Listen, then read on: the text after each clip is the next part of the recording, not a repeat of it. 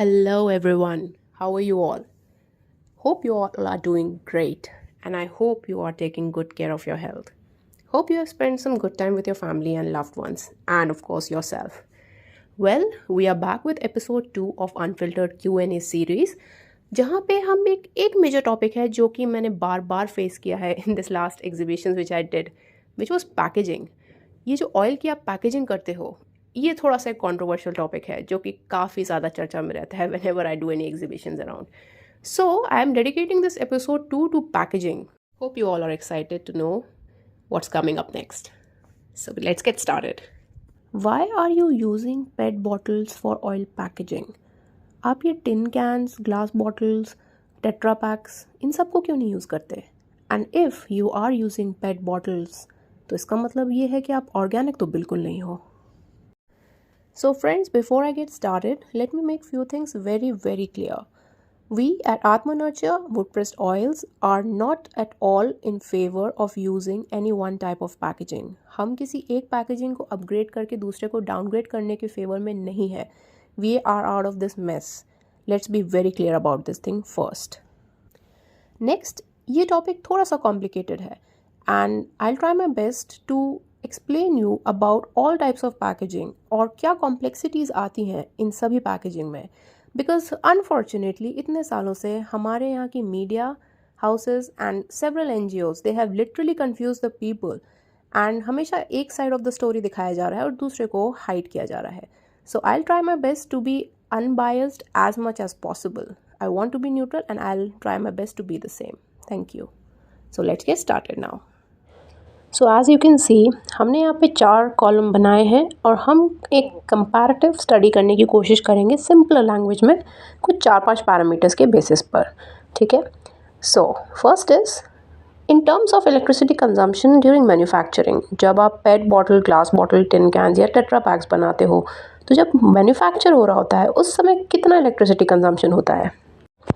Manufacturing of pet bottles involves lower energy requirements.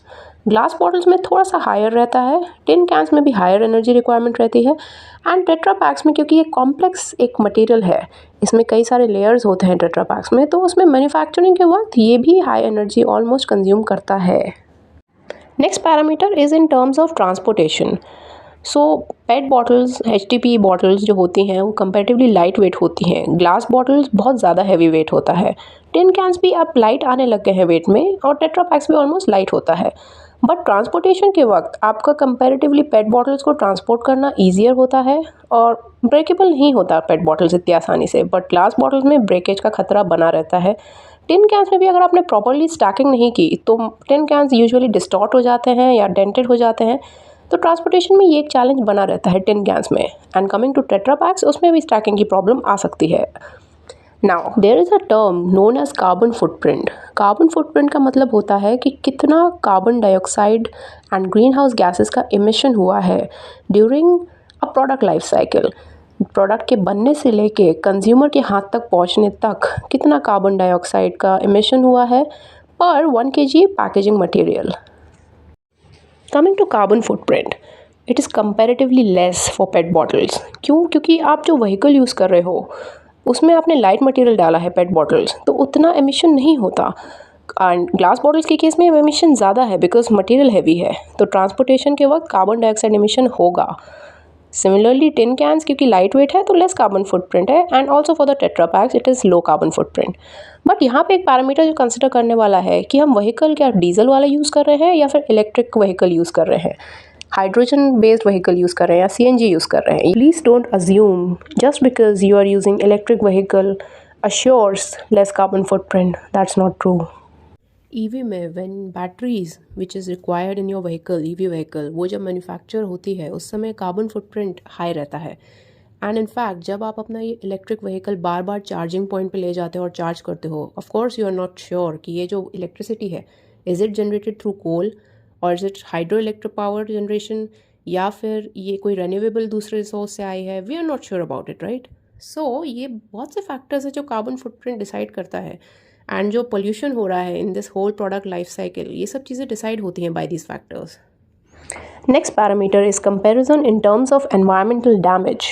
Pet bottles में specially single use plastics को आपने सुना ही होगा कि कितना कंट्रोवर्सी में रहते हैं, that it is creating clogging, drain blockages, water pollution, marine pollution and what not. अगर इस प्रॉब्लम को टैकल करना है तो सोर्स से टैकल करना होगा, इसकी प्रॉपर हैंडलिंग करके। Now coming to glass bottles, अगर आप में से कई लोग ये सोच रहे हैं कि क्योंकि हमारे पास ग्लास बॉटल्स हैं तो सब कुछ अच्छा है, बिकॉज ग्लास बॉटल इनर्ट है, उससे कुछ नहीं होता, इससे बढ़िया चीज़ कोई नहीं है, then let me tell you there is a catch. So क्या ग्लास बॉटल से कोई भी पोल्यूशन नहीं होता? ऐसा नहीं है। Do you know the manufacturing of glass involves the mining of silica sand, जो आपकी बीच पे सैंड मिलती है वो, सोडा ऐश, डोलोमाइट। जब भी आप माइनिंग करोगे तो इसकी वजह से लैंड डिग्रेडेशन की प्रॉब्लम आती है, लैंड इरोजन होता है। And most important thing is कि इसमें से जो 20% रॉ मटेरियल है which is use to manufacture glass is lost during its production time. यही रीज़न है कि इसमें कार्बन फुटप्रिंट आपको ज़्यादा दिखता है during the manufacturing and production. Next is tin cans. Well, tin is a finite resource and its mining and production, it will definitely lead to resource depletion. दूसरा challenge है कि भाई रिसाइकलिंग के वक्त इनका भी अगर डिस्पोजल प्रॉपर नहीं हुआ तो मरीन डिब्रीज एंड ब्लॉकेजेस, ये एक बहुत बड़ी प्रॉब्लम है जो टिन कैंस की वजह से भी आती हैं। इसका दूसरा बड़ा प्रॉब्लम जो एक और है टिन कैंस के साथ, वो है corrosion, contamination that happens with time. Now next coming to tetra carton packs. Tetra packs में उसका कलेक्शन करना ही सबसे बड़ा चैलेंज है, बिकॉज़ हर कोई जितना इजीली आपका पेट या टिन या ग्लास बॉटल्स की रिसाइकलिंग हो जाती है, टेट्रा पैक्स की उतनी नहीं आसानी से होती, बिकॉज़ इसके कलेक्शन करना एंड देन इसको रिसाइकलिंग सेंटर तक पहुंचाना, इट इन्वॉल्व्स लॉजिस्टिक कॉस्ट, और हर कोई ये नहीं कर रहा है। रीज़न बीइंग कि टेट्रा पैक्स में इतने मल्टीपल लेयर्स इन्वॉल्व हैं, there is plastic, there is paper, there is aluminium. तो इसको रिसाइकिल करना, इसको सेपरेट करना एंड देन नेक्स्ट प्रोडक्ट जो आप रिसाइकलिंग के बाद यूज़ कर सकते हो वो बनाना is always a challenge in this.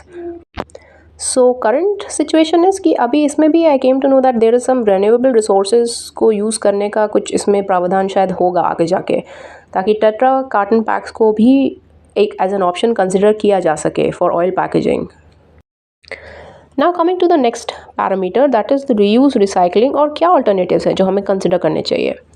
C, pet bottles हो या ग्लास बॉटल्स, टिन कैन, इसमें जो एक मटेरियल होता है जिसका नाम है BPA, bisphenol A, and there is one more material name as BADG। ये चीज़ें इसमें नहीं होनी चाहिए। Your bottles should be free from BPA, सबसे पहली चीज़। दूसरा जो आपको चेक करना है कि क्या ये फूड ग्रेड है कि नहीं, whether it's PET bottle, glass bottle or tin cans.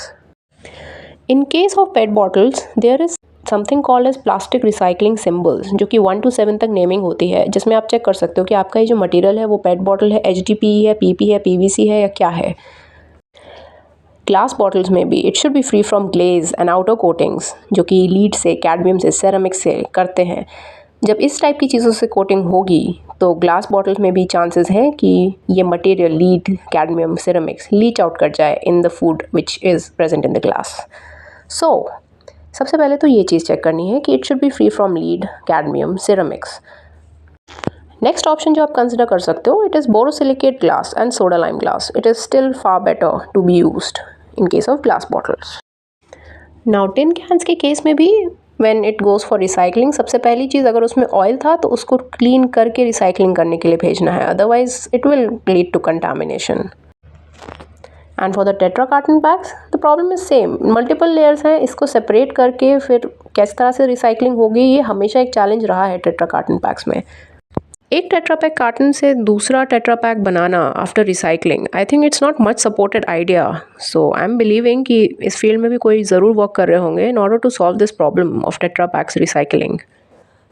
But tin cans और टेट्रा पैक्स में एक जो अच्छी बात है वो ये है कि क्योंकि ये एकदम एनक्लोज्ड रहता है, तो आपके ऑयल्स अगर आप इसमें रखोगे, it is still, I will say comparatively आपके ज़्यादा, मतलब it will be free from sunlight, आपके डायरेक्ट एक्सपोजर में नहीं होगा सनलाइट के। तो भाई अब करें तो करें क्या? प्रॉब्लम्स तो चारों में दिख रही हैं और एडवांटेजेस भी हैं चारों में और डिसएडवांटेजेस भी हैं, तो हमें क्या करना चाहिए एज अ कस्टमर? हम क्या करें? हमारे पास क्या ऑप्शन है? See, when we talk about recycling, सबसे पहले तो अगर आप ग्लास बॉटल्स की भी रिसाइकलिंग करते हैं, of course it can be use multiple times, no doubt about it, but problem ये है कि जब मैन्युफैक्चरिंग के वक्त ही इतना ज़्यादा इलेक्ट्रिसिटी कंजम्पशन हो रहा है और कार्बन फुटप्रिंट इन्वॉल्व है in glass manufacturing, then how will you go about recycling this product again and again?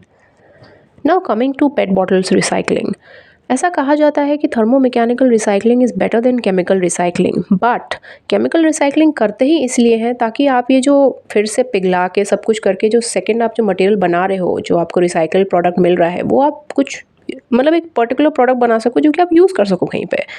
That is the main thing. And वो चीज़ पेट बॉटल्स के केस में तभी पॉसिबल जब आप उसकी केमिकल रिसाइकलिंग करते हो। बट दोनों ही पेट बॉटल्स एंड ग्लास बॉटल्स के केस में प्रॉब्लम यही आती है कि ये जो रिसाइकल प्रोडक्ट है, हाउ विल यू ट्रस्ट कि भाई इसमें कोई लीचिंग नहीं हो रही है केमिकल्स की? How will you check that?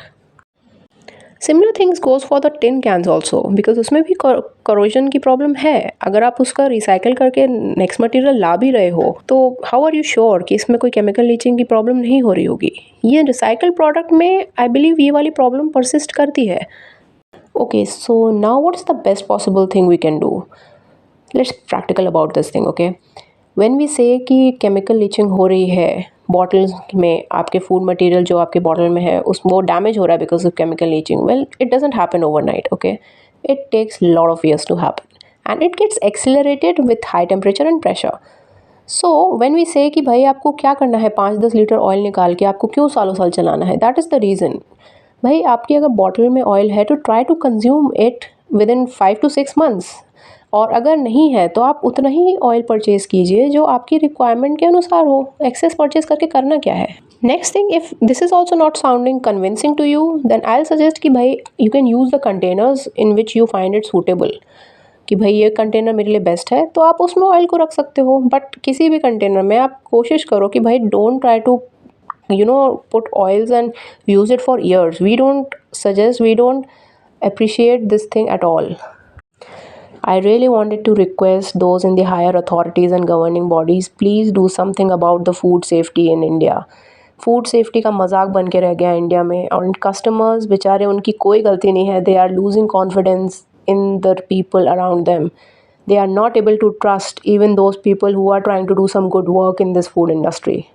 Build some strong regulations, do something about this, try to educate people more and more about what is right and wrong. We are trying to do our best, but maximum impact तभी आता है जब administrative level पे भी लोग ये बात समझें और ऐसी पॉलिसीज़ को ड्राफ्ट करें जहाँ पे फूड रेगुलेशन को मजाक की तरह ना लिया जाए. In this last 50+ exhibitions which I did in Delhi NCR, मैंने लोगों में डर देखा है, एक अजीब सा डर, जहाँ पे उन्होंने कॉन्फिडेंस लूज़ कर दिया है. वो लोग अच्छा खाना खाना चाहते हैं, they want to invest in something good, but they are not able to get that confidence from with in. That's really sad. You know, when I think about this thing, it feels like कि LPG reforms तो India में आ गए, इतनी सारे options हमारे पास आ गए, but things have got more complicated now. Even when you have so many options to choose from, still things are complicated. Because devil always lies in the details. Now coming to the next part of the question, if we are using PET bottles to package oils, that means we are not organic. So friends, organic का दूर दूर तक कोई relationship नहीं है type of packaging से या फिर even the process of oil manufacturing से. ऑर्गेनिक तो फार्मिंग होती है. जब आप पीनट्स, सेसमे, मस्टर्ड या कोई भी क्रॉप उगा रहे हो, आप जो मेथड्स यूज़ कर रहे हो उसको ग्रो करने में, वो मेथड नेचुरल होना चाहिए. उसमें कोई पेस्टिसाइड, फर्टिलाइजर्स नहीं यूज़ होने चाहिए. सब कुछ नेचुरल. जहाँ पे ट्रेडिशनली जैसे पहले गाय का गोबर यूज़ होता था या फिर मैन्योर, इस तरीके के process, vegetable peel and products, ये सब यूज़ करके जो आप खाद बना के जो आप ग्रोथ एंड कल्टिवेशन करते हो, वो ऑर्गेनिक फार्मिंग होती है. एंड उन सब प्रोडक्ट्स को यूज़ करके अगर आप कोई फाइनल प्रोडक्ट बना रहे हो, लाइक बॉडी वॉश बना रहे हो या फिर कोई बॉटल बना रहे हो, बैम्बू की बॉटल्स बना रहे हो, अगर वो बैम्बू का कल्टिवेशन सपोज आपने ऑर्गेनिक मेथड से किया है, तो then you can claim it कि हाँ भाई ये ऑर्गेनिक प्रोडक्ट है. अनफॉर्चुनेटली ऑर्गेनिक टर्म को आजकल मार्केटिंग के लिए ज़्यादा यूज़ किया जा रहा है. And you know, one of the people told me कि ये बहुत आसान हो गया है आजकल, और इंडिया में स्पेशली ऑर्गेनिक सर्टिफिकेशन लेना, भले ही दूर दूर तक आपको ऑर्गेनिक से कोई रिश्ता ना हो. So friends, thank you so much for watching a video and thank you for your patience. और अगर आपके कोई भी सवाल जवाब हैं जो आप हमसे करना चाहते हो, हमसे कुछ पूछना चाहते हो, so most welcome. You can write all your questions in the comment section. We will try our best to answer all of them, because सवाल जवाब का सिलसिला बिल्कुल ख़त्म नहीं होना चाहिए. Thanks for watching. Please like, share, and subscribe to our YouTube channel. And you can also follow us on various social media. Link is in the description below. Thank you so much, and stay tuned for our next content very soon.